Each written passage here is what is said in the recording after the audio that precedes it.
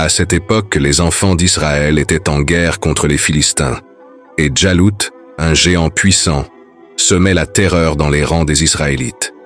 Lors de la bataille, personne n'osait affronter Djalout. Daoud, alors encore jeune, s'avança courageusement pour combattre le géant, armé seulement d'une fronde.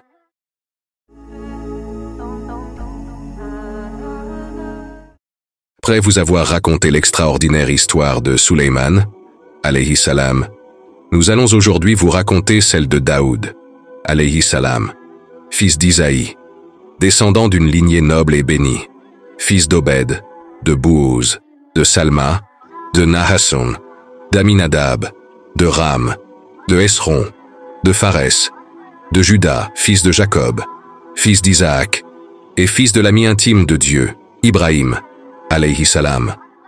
Il est le serviteur que Dieu investit de la charge de la prophétie et du vicariat sur la terre sainte, Baït-il Maqdis. Daoud était de petite taille. Il avait des yeux bleus, peu de cheveux, mais un cœur pur. Daoud fut le premier homme parmi les enfants d'Israël à être à la fois prophète et roi, car avant lui, la royauté revenait à la tribu de Juda et la prophétie à celle de Lévi. Dieu dit: « Et Daoud tua Jaalut, et Dieu lui donna la royauté et la sagesse, et lui enseigna ce qu'il voulut. Et si Dieu ne neutralisait pas une partie des hommes par une autre, la terre serait certainement corrompue. Mais Dieu est le détenteur de la faveur pour les mondes. » Sourate 2, verset 251. Si Dieu n'avait pas établi des rois pour commander les hommes, les puissants auraient asservi les faibles. À cette époque, les enfants d'Israël étaient en guerre contre les Philistins, et Djalout, un géant puissant, semait la terreur dans les rangs des Israélites. Lors de la bataille, personne n'osait affronter Djalout. Daoud, alors encore jeune, s'avança courageusement pour combattre le géant, armé seulement d'une fronde. Avec l'aide de Dieu, il réussit à tuer Djalout d'un coup précis à la tête, ce qui apporta la victoire aux Israélites. Cette victoire fit de Daoud un héros, et il gagna la reconnaissance de son peuple. Dieu dit également: « Nous avons certes accordé une grâce à Daoud de notre part. Ô montagnes et oiseaux, répétez avec lui les louanges de Dieu. Et pour lui nous avons amolli le fer, en lui disant: fabrique des cottes de mailles complètes et mesure bien les mailles. Et faites-le bien. Je suis clairvoyant sur ce que vous faites. » Sourate 34, versets 10 et 11. Dieu lui apprit à fabriquer des cottes de mailles afin que les combattants puissent se protéger contre les ennemis. Il lui en inspira aussi l'art et la manière en disant: « Et mesure bien les mailles », c'est-à-dire que les mailles de fer ne soient ni trop fines ni trop grosses. Certains disent que Dieu lui a amolli le fer au point qu'il pouvait le tordre avec sa main, sans avoir besoin de feu ou de marteau. Il fut le premier homme à avoir fabriqué des cottes de mailles. Avant lui, on utilisait des cuirasses avec des plaques de métal. Dieu dit: « Et rappelle-toi Daoud, notre serviteur doué de force, dans l'adoration, et plein de repentir, à Dieu. C'est nous qui avons soumis les montagnes à glorifier Dieu, soir et matin, en sa compagnie, ainsi que les oiseaux assemblés en masse, tous ne faisant qu'obéir à lui. Et nous avons renforcé son royaume, et lui avons donné la sagesse et la faculté de bien juger. » Sourate 38, versets 17 à 20. Dieu l'avait doté d'une grande force dans l'adoration, faisant de lui un homme versé dans la religion. Il veillait la nuit en prière et jeûnait un jour sur deux. Le prophète, que la paix et la bénédiction de Dieu soient sur lui, a dit: « La meilleure prière pour Dieu est celle de Daoud, et le meilleur jeûne est celui de Daoud. Il dormait la première moitié de la nuit, veillait en prière pendant un tiers, puis dormait durant le 6e restant. En outre, il jeûnait un jour et mangeait un jour, et il ne fuyait pas lors du combat. » Daoud était doté d'une voix unique. Il est rapporté que lorsqu'il récitait les psaumes, les oiseaux restaient suspendus dans les airs. Il en était de même pour les montagnes, qui louaient Dieu avec lui, matin et soir. Daoud possédait une voix si belle et envoûtante que jamais personne d'autre n'eut la même. Les oiseaux et les animaux se figeaient pour l'écouter lorsqu'il louait Dieu. Wahab a dit que celui qui écoutait la voix du prophète David se mettait à sautiller comme s'il dansait. Il récitait les psaumes avec une voix incomparable. Les djinns, les humains, les oiseaux et les animaux restaient de longs moments à l'écouter, au point que certains mourèrent de faim. Dieu dit, « Nous avons renforcé son royaume, et lui avons donné la sagesse et la faculté de bien juger. » Sourate 38, verset 20. Deux hommes se sont présentés devant Daoud. Le premier accusa le second de lui avoir volé sa vache. Ce dernier nia, et Daoud reporta sa décision jusqu'au soir. La nuit, Dieu lui inspira de mettre à mort le dénonciateur.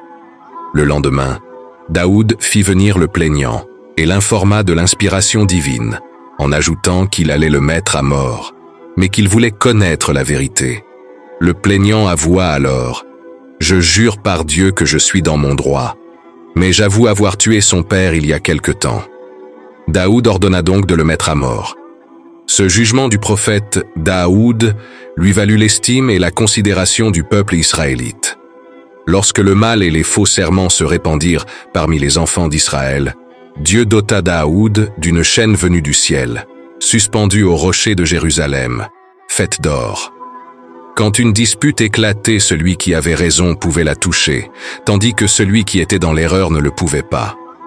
Mais un jour, un homme plaça une perle dans une canne avant de nier l'avoir reçue. Devant Daoud, le plaignant toucha la chaîne, mais l'autre passa sa canne, contenant la perle, à son adversaire avant de toucher la chaîne, jurant qu'il avait restitué la perle. Cela troubla les enfants d'Israël, et la chaîne leur fut retirée. Un autre jour, deux hommes se présentèrent devant le prophète Daoud, alayhi salam, pour qu'il tranche entre eux un différend. L'un des hommes expliqua que l'autre avait 99 brebis, tandis que lui n'en avait qu'une seule. Le premier demanda alors à son frère de lui céder sa brebis unique, ajoutant ainsi à ses 99 autres. Il usa d'une forme d'influence ou de force pour obtenir cette brebis. Le prophète Daoud, alayhi salam, en écoutant cette histoire, rendit un jugement rapide et dit que l'homme qui avait demandé la brebis supplémentaire avait commis une injustice. Il ajouta que beaucoup de ceux qui sont associés dans les affaires d'argent ou de biens commettent des injustices, sauf ceux qui ont la foi et qui pratiquent la justice. Cela rappelle la fragilité de l'âme humaine lorsqu'elle est en position de pouvoir ou d'avoir plus de biens. Cependant, après avoir prononcé ce jugement, Daoud, alayhi salam, se rendit compte qu'il n'avait entendu que l'une des deux parties et se repentit immédiatement auprès d'Allah.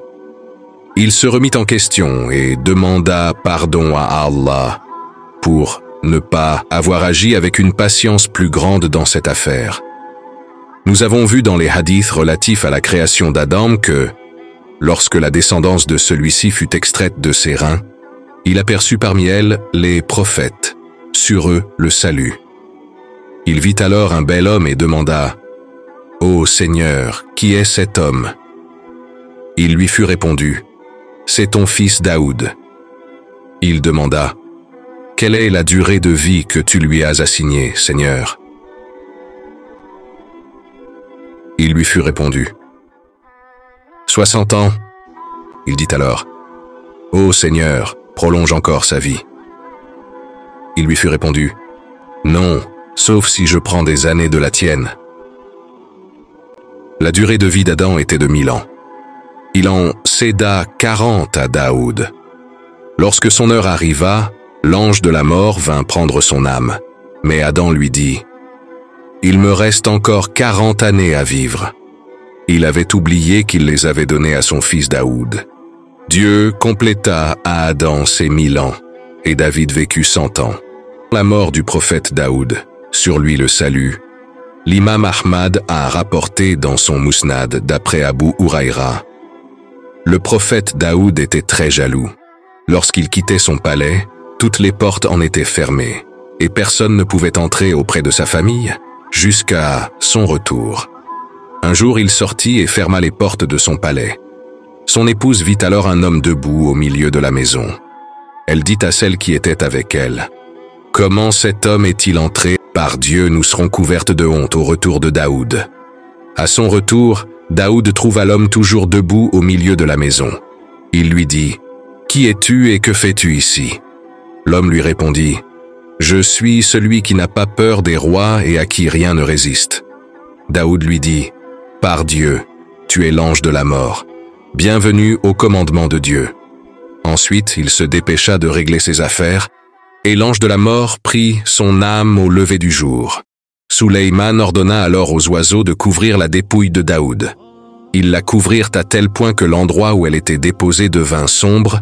Sulayman leur dit ensuite, « Repliez vos ailes, l'une après l'autre. » Abu Huraïra a dit, « L'envoyé de Dieu, sur lui la grâce et la paix, nous montra de ses deux mains comment les oiseaux ont fait ce jour-là.